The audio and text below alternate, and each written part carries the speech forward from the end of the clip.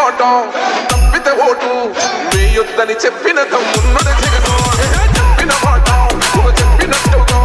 చేసిన మా రాజన్న కొడుకుల జగను ఏ కష్టం రావద్దని పేదకుండకు ప్రతి పథకం పంపిండుర గడప గడపకు పులి గడపలో పులి పుట్టినట్టే పుట్టిండురా జెండలు జత కట్టడమే మీ ఎజెండా జలగుండల గుడి కట్టడమే జగను ఎజెండా బలిరా బలి బలిరా బలిరా